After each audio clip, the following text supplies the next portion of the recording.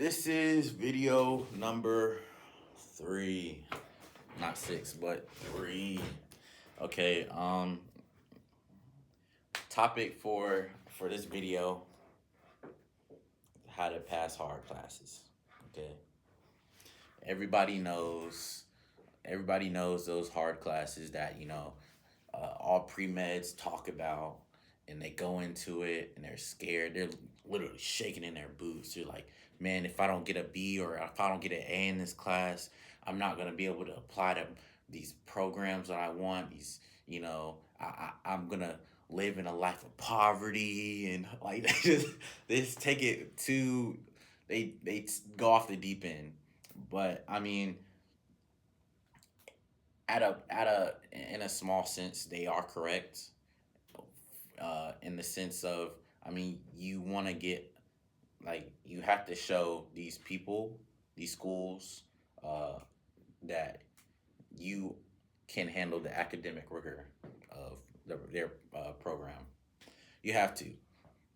It's basically, it's like it's what gets you in the door. They'll throw it away if, I mean, you're applying with a 2 point something. That's not showing any dedication. At the very least, you want to show.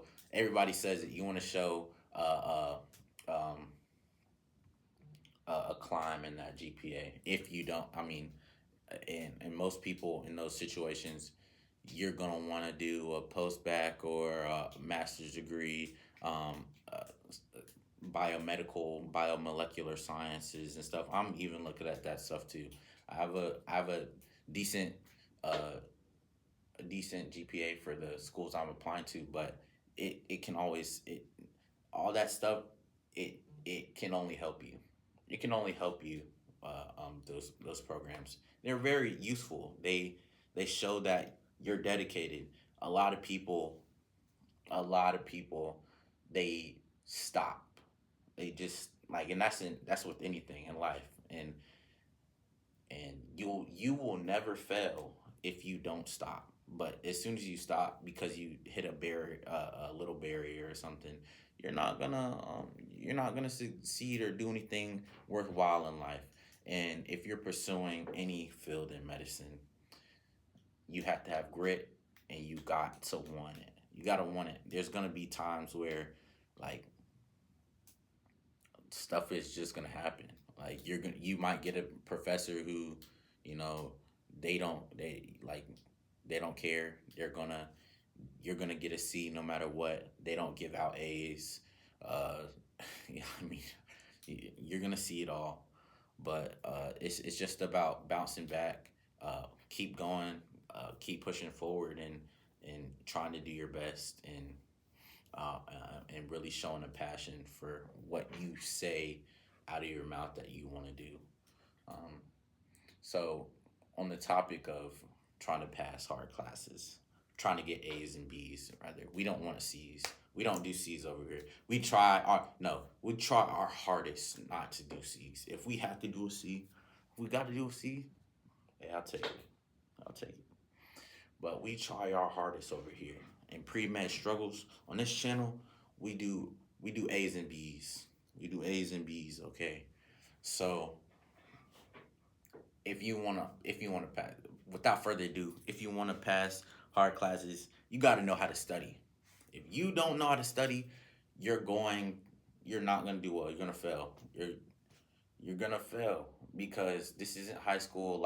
Especially a lot of y'all freshmen, sophomores, even some juniors, they don't know how to study, and so you're getting into college and you think that these professors are gonna teach you. They're not gonna teach you. Their job more so is to, like, you just gotta accept it. Their job is more so to guide you and assess how well you know the information. So they're gonna give you a PowerPoint, they're gonna give you a textbook, uh, um, or they'll give you both, and you have to take it in your hands and go and study.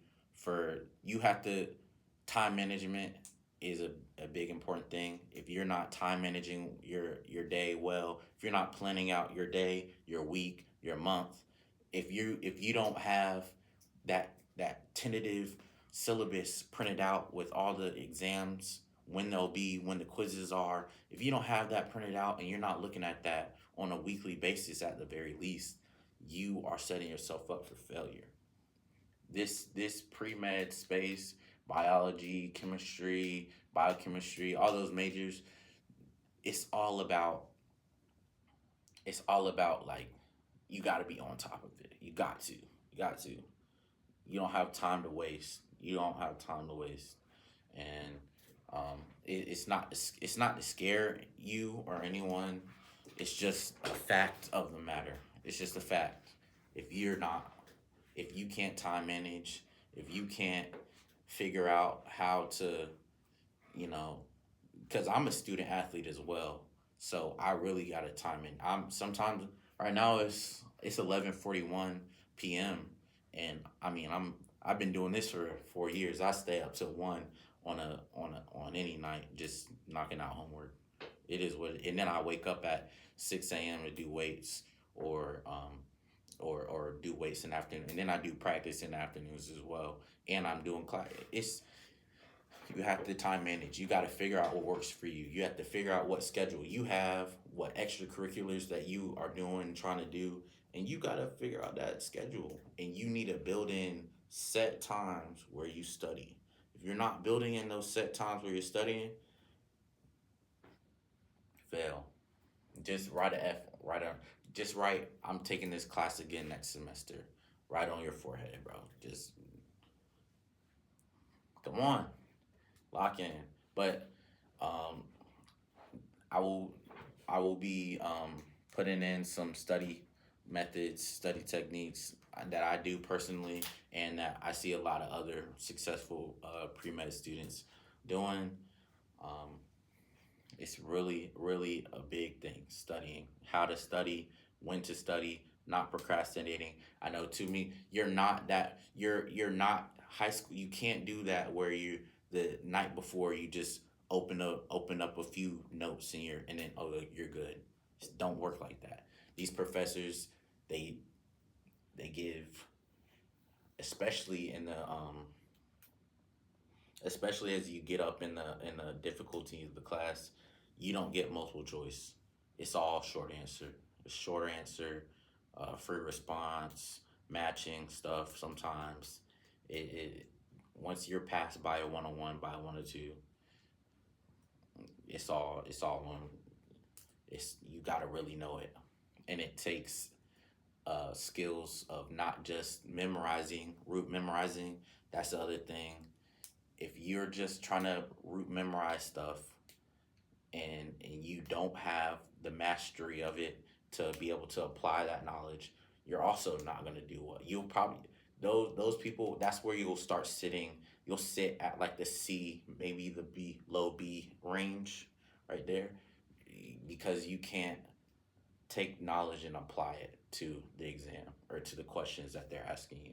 When you're able to do, and not only have it memorized, down packed in your head, and then, like, take what you know, take what you don't know, and try and relate it to each other to get an answer that, or at least, at very least, eliminate wrong answers to get to the right answer, which is what I like to do.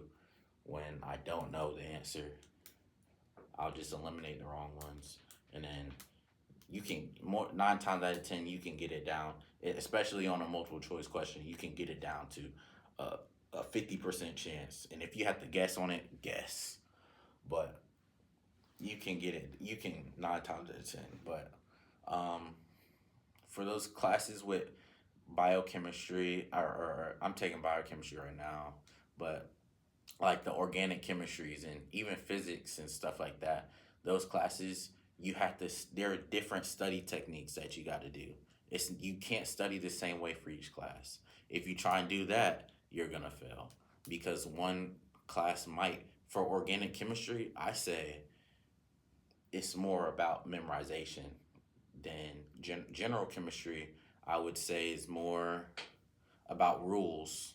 I mean, well, they're both about rules, but it's more It's more so understanding uh, uh, the basic way all atoms and elements function.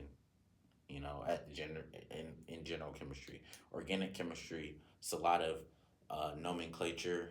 It's a lot of different types of reactions. Knowing what uh, um, what types of products you're gonna get from a reaction with this solution and this solve, whatever you want to call it. Like if you, SN2, SN1, all that stuff. It's a lot of memorization. If you're good at memorization, you'll be good in organic chemistry. It's nothing to be scared about. It's, I mean, hopefully you have a good professor as well. But if you don't, you really don't need a professor. You can study. I for biochemistry, I do self. I don't even use the slides or anything. I just, I'm self studying and I'm doing pretty well in there. Um, but you gotta learn how to study and you gotta learn what to do in each class. If you need to talk to upperclassmen at your school, because that's the key.